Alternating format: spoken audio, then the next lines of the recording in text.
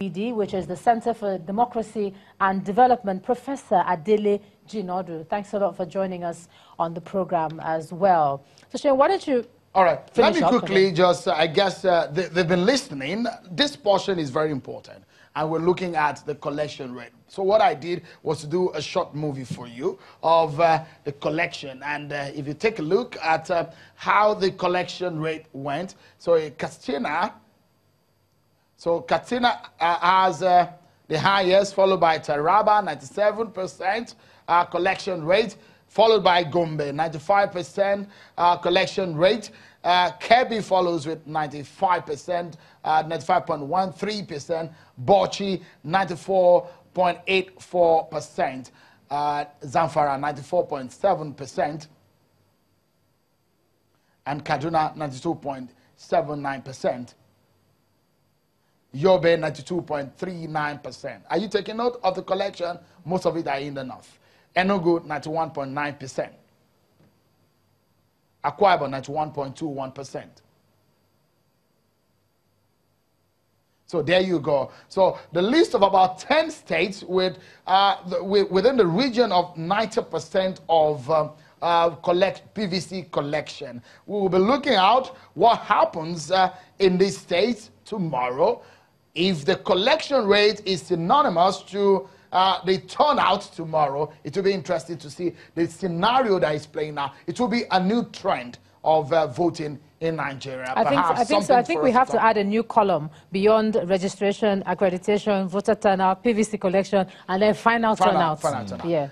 Again, one thing that will be important for us to note is the column that does not make you too happy in an election is the voided vote. We always have so much of that, and if comes down to the issues of voter education, I hope we don't have as much. My prediction is that we might have, considering the number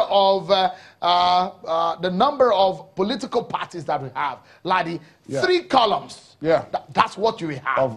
The largest ballot paper that we have seen in Nigeria's political history. But are some of the questions that we need to put to our guests in our Abuja studio this evening. Yeah, can we start off with Mr. Rotimi Oyekome, who is the Chief Press Secretary to INEC. Now, my question is to do with the ballot paper and how you have to roll it up and then fold it, in line with what Shane was saying concerning voided votes. Do you think that with the ink, even though we've heard that it's quick-drying ink, do you think that that whole folding and then flattening and before putting it in the box is likely? Do you think we'll have more voided votes as a result of that whole process? Definitely not. Precisely, that's why we said that if you are comfortable with any finger other than the thumb, you can use that to make a mark on the ballot paper. And if you roll it up the way it was demonstrated over time, several times on social media and television, and of course, as will be demonstrated by our officials on that day, you won't have any problem. Take note, you put that mark in the middle of the box of the political party of your choice, and then you roll it up and flatten it, and then put it in the ballot box. If that is done, we're not going to have voided votes.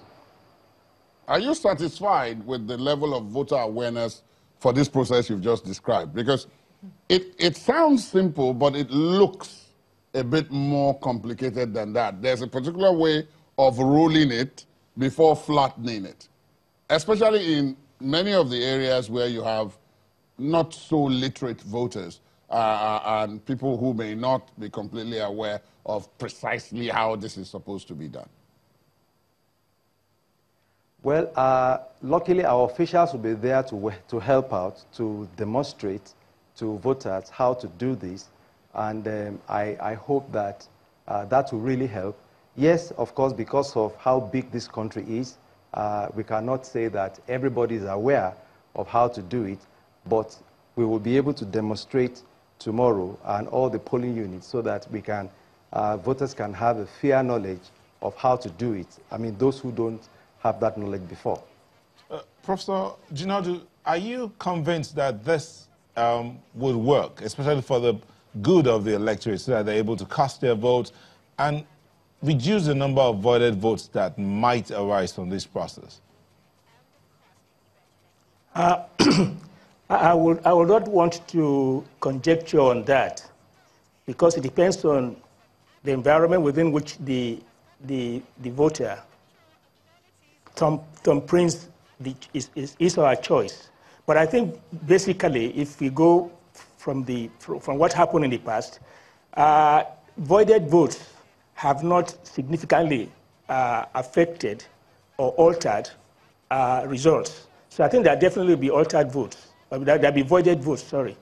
But my worry, actually, is that we need to start doing some sensitization because of the length of the ballot paper and the number of result sheets that have to be filled.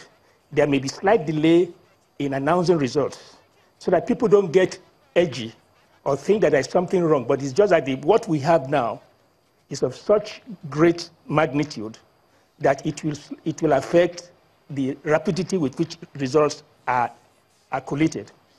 When you say we need to start sensitization, isn't that starting it too late? Pardon?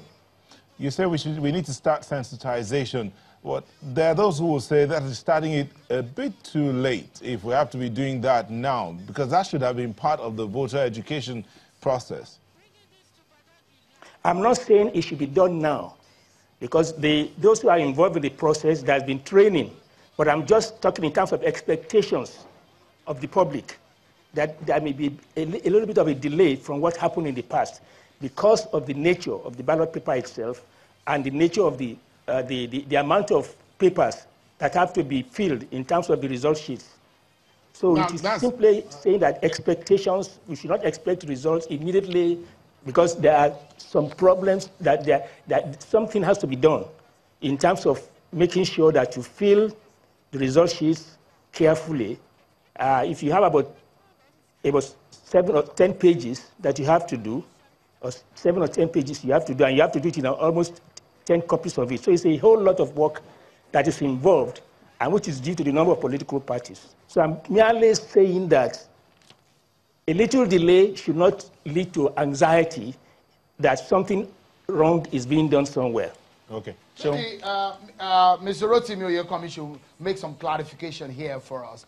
A lot of people there's a message on social media about the date that could be on the ballot paper. Would there be the 23rd of February marked on the ballot paper? Because the belief was that they printed ballot paper last week may carry 16th. Would it? And if voters find the 16th, can they still go ahead to use the ballot paper tomorrow? You will answer that question after this break, Mr. Oyekomi. We'll have to take the break now.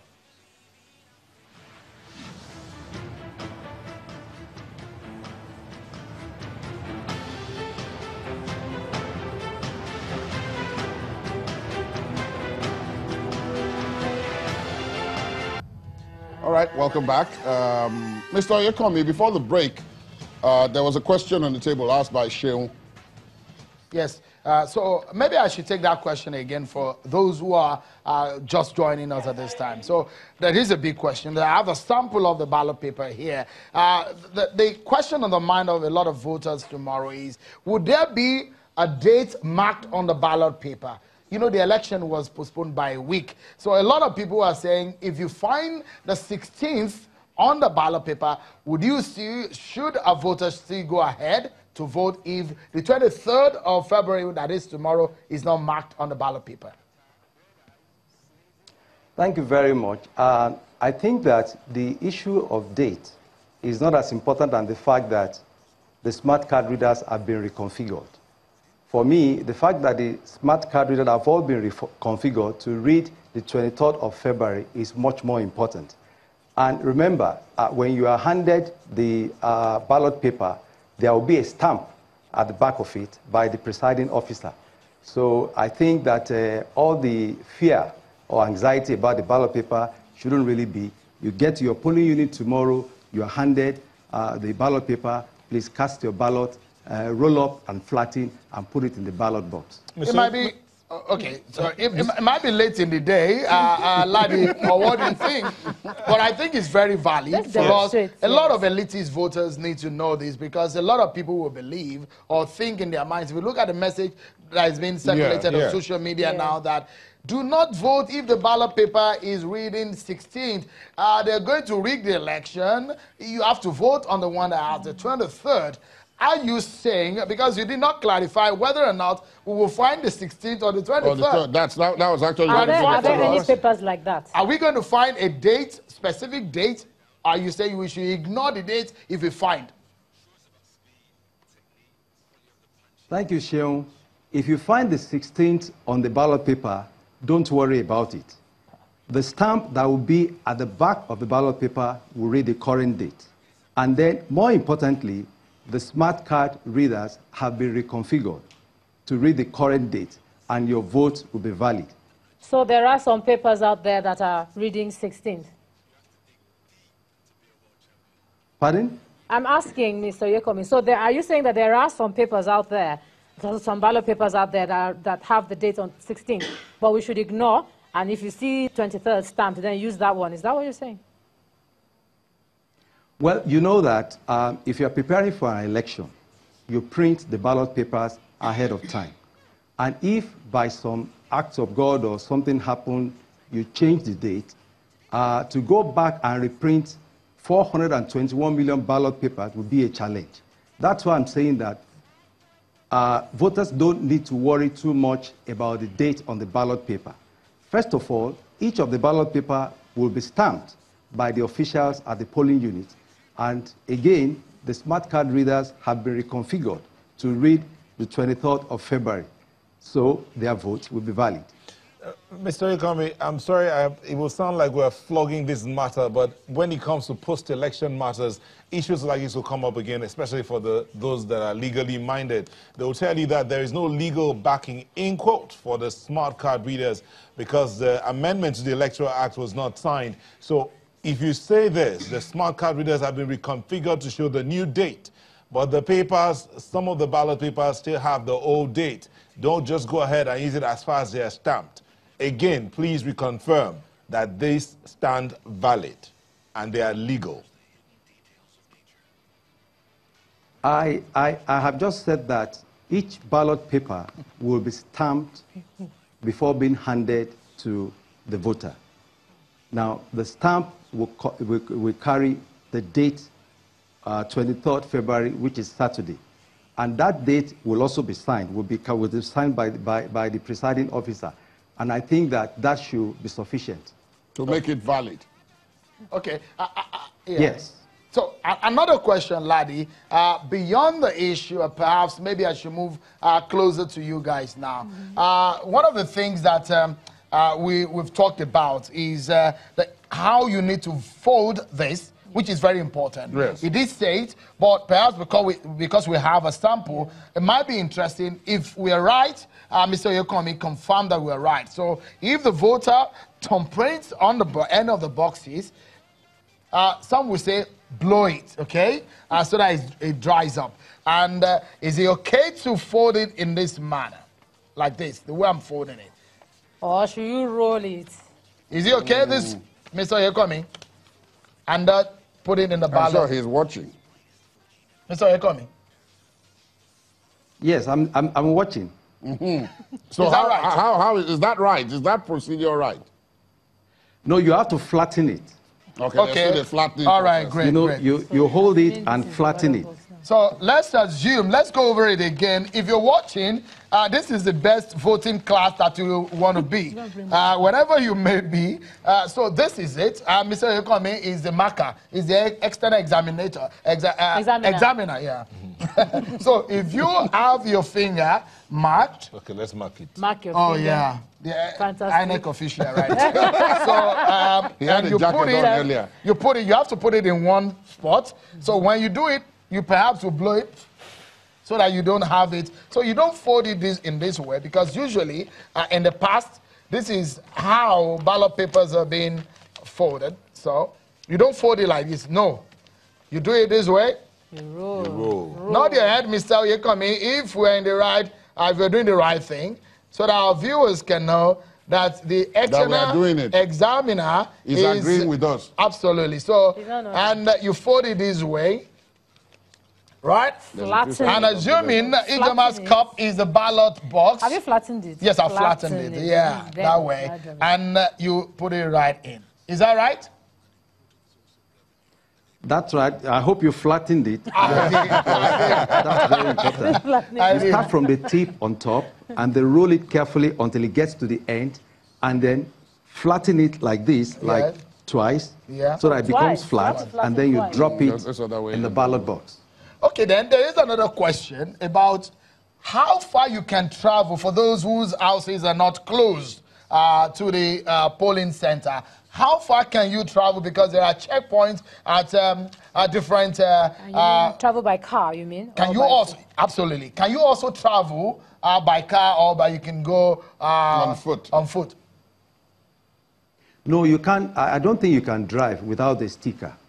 That would be a little bit off the mark. And honestly, I don't think that the polling units will be so far from where you live that you cannot walk over there. And remember, we also have voting points. We have over 50,000 voting points. So if your polling unit is too far, or you have more than the required figure to a particular polling unit, voting points are also created, and you can go there. My hope is that the voting points will be closer than the polling unit if